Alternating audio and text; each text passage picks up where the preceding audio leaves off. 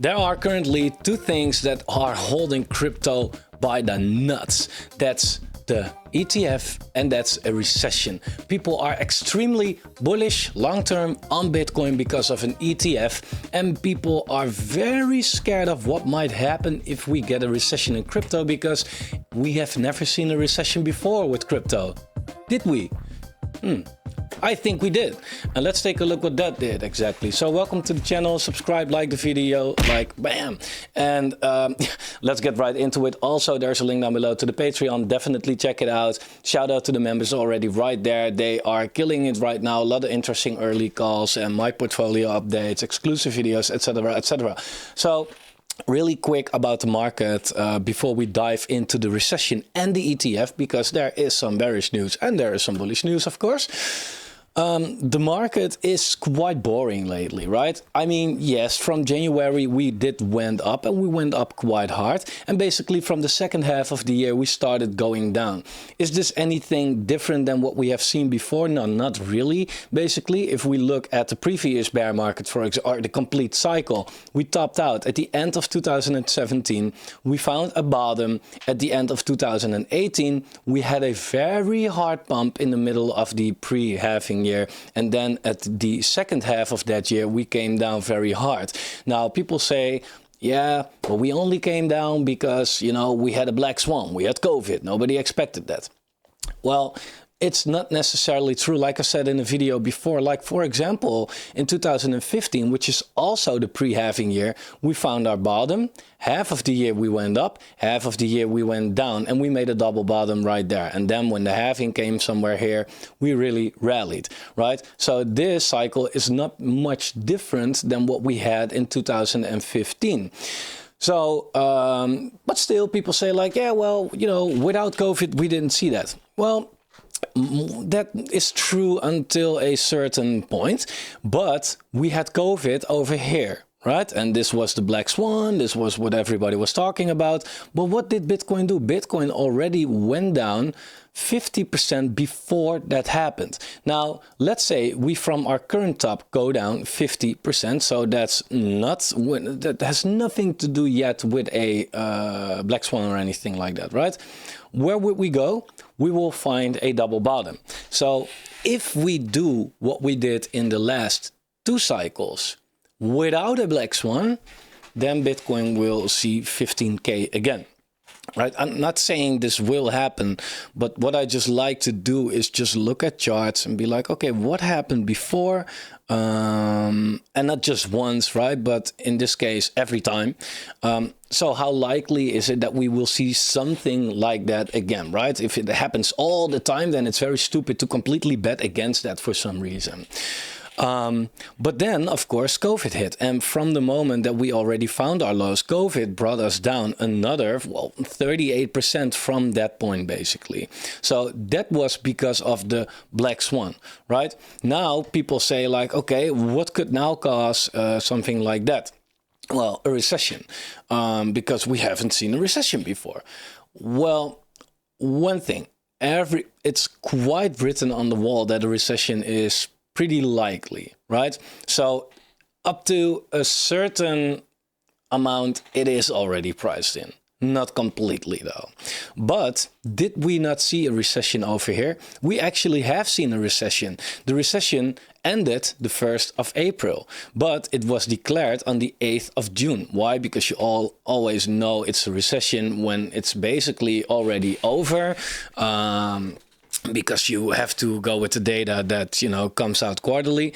So the recession, once again, the recession started, or the recession ended the 1st of April. So let me take a look. The 1st of April. When was the 1st of April?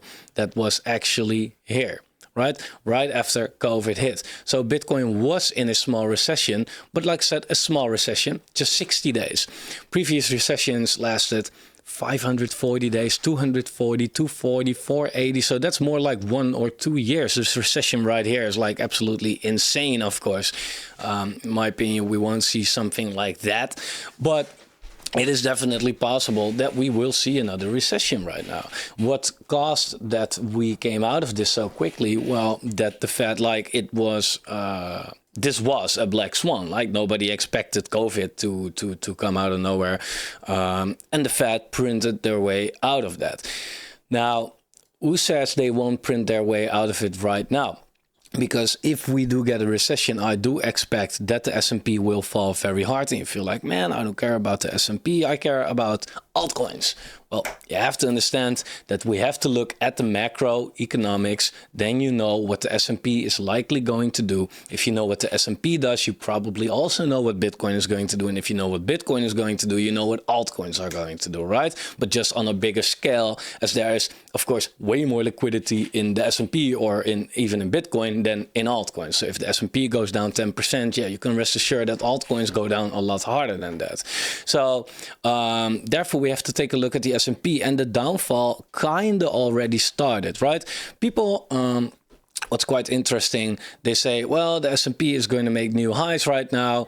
Well, one, it didn't really make new highs, and it's already on its way down again.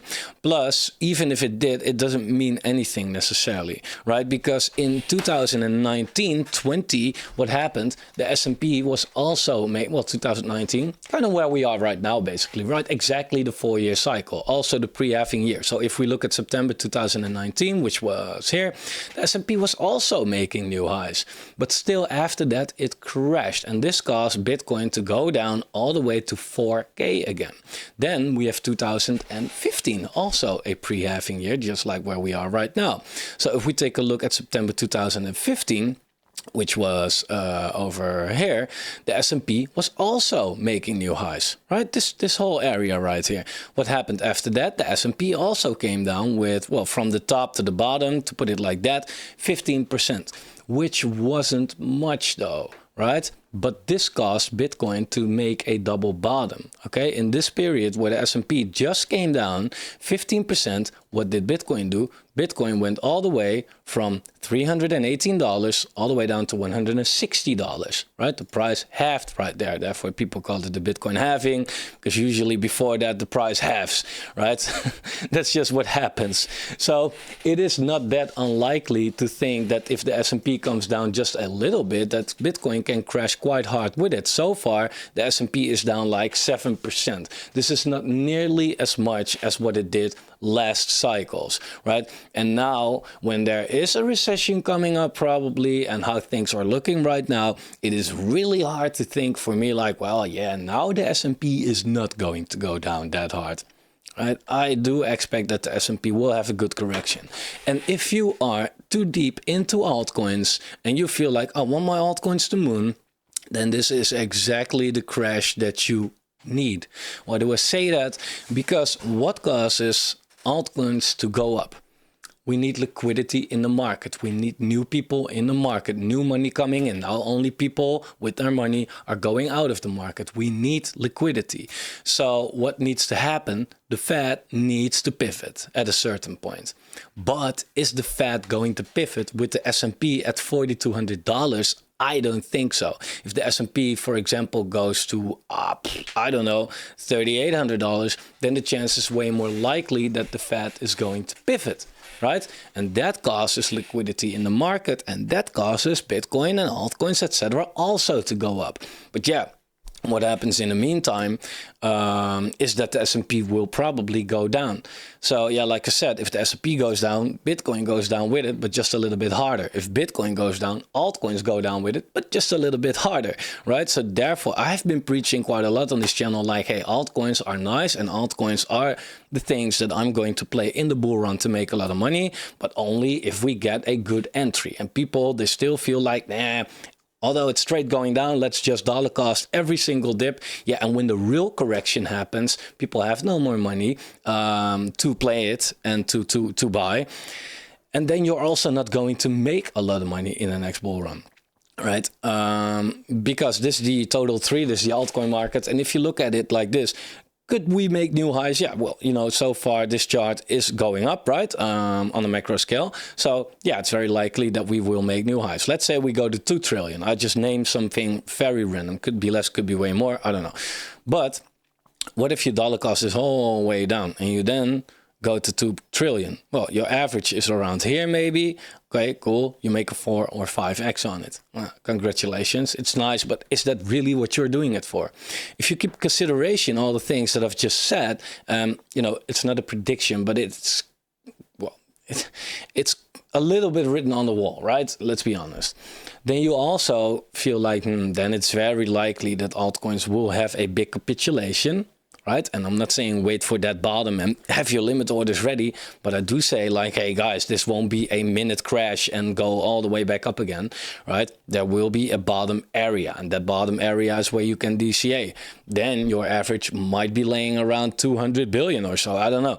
But if you then go up, you make an instant 10x, right? That's way better than that 4 or 5x that you are currently playing with. And by the way, this includes stables, so the actual pumps and dumps will be way more than that. Now, the Bitcoin ETF, I spoke about that before as well. A lot of people say like, yeah, is the Bitcoin ETF really that special? Bruh, yeah, it is really that special. In my opinion, we have never had something in crypto to look out for that much as a Bitcoin ETF, because there are a lot of good developments in crypto, and there are like a lot of good partnerships between crypto and traditional finance, for example. But no big money is coming in yet. I mean, yeah, businesses are stepping in a little bit, but really big institutions with the big money, they cannot really get into crypto that easy. Once there is an ETF, there is so much more trust, and there will be billions laying around waiting to enter the crypto market. Right? And that could cause Bitcoin to really go up hard and also stay there, because there suddenly is a lot of liquidity. Therefore, I think that this cycle is maybe the last chance we will get to really make good money, because crypto is now really on its own, right? And Bitcoin is just hanging at $26,000. If you know where it could go, I think that if you in a couple of years look back at this point, you feel like, fuck, I'm such an idiot. Why didn't I just buy some Bitcoin while I still had the chance? Because if it's, let's say, is at around 500 or $1 million, yeah, then it fluctuates there a little bit, but you will never see these prices again. You will never. Right?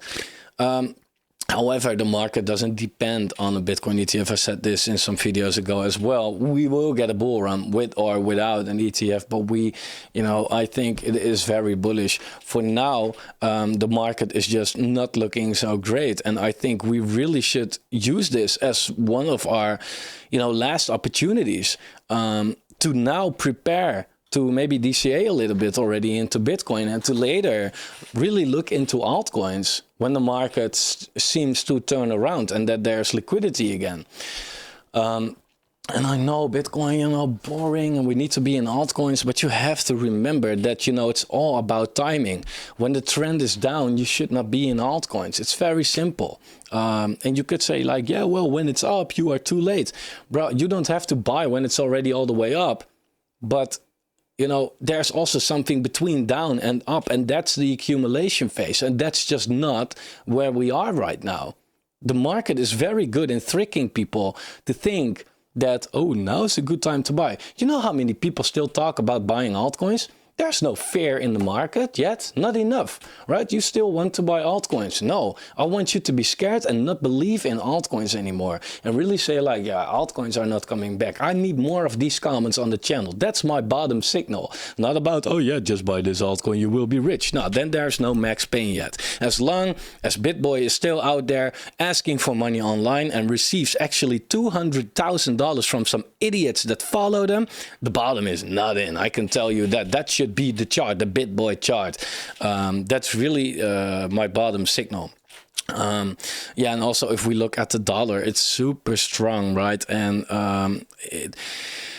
I don't know, with a dollar going up this hard, I do feel like, yeah, maybe we should wait a little bit. Now, I must say that the DXY is sitting at a level right around here, give or take, that looks like, okay, it could get rejected right here in the short term. But the thing is that Bitcoin doesn't really You know, Bitcoin usually does the opposite of what the DXY does, basically, but not on such a small time frame. It's basically on a bigger time frame that happens. So even if the DXY comes down, this week, yeah, Bitcoin won't really pump that hard because of it, right?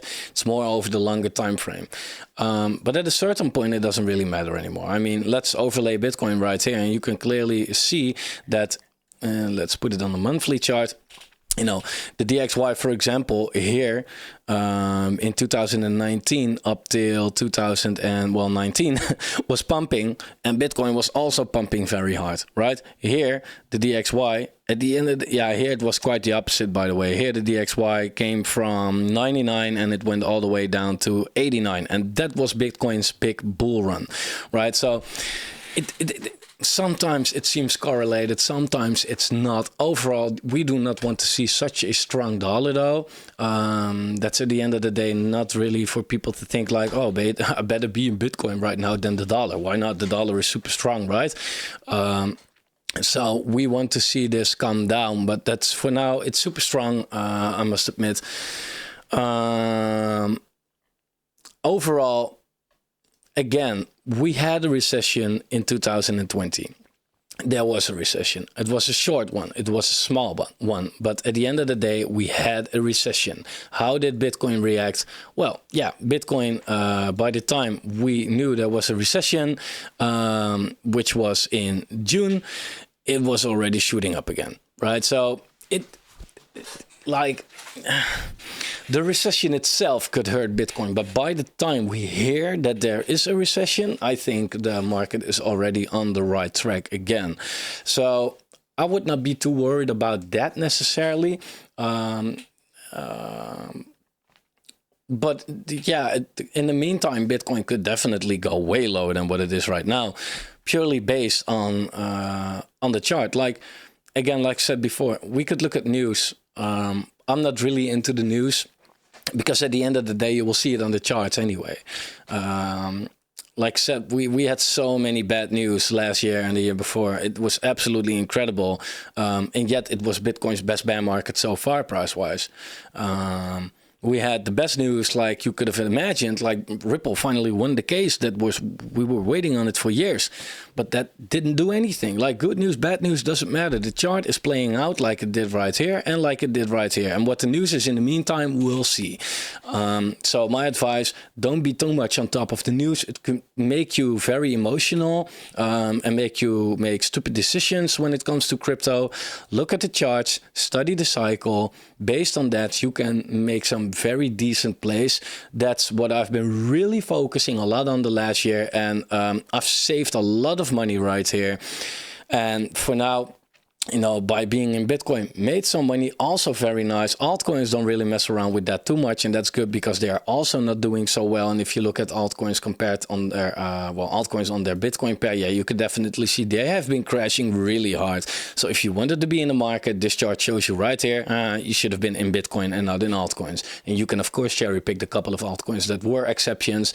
Congratulations, but that's only what you know after the fact and not before they go up. And if you want to gamble on that, gamble on that. I want to go on a strategic play with serious investments to make it in the next bull run. I'm not going to promise you 100x's right here, but if we can 20, 30x our crypto portfolio in the next bull run, my mission is accomplished. And let's stay a little realistic as well. So if you like the video, don't hesitate and just like the video, subscribe to the channel. If you do feel like, hey, I want to buy some altcoins, there's a link to Bybit down below. Come on, I have to shill some shit.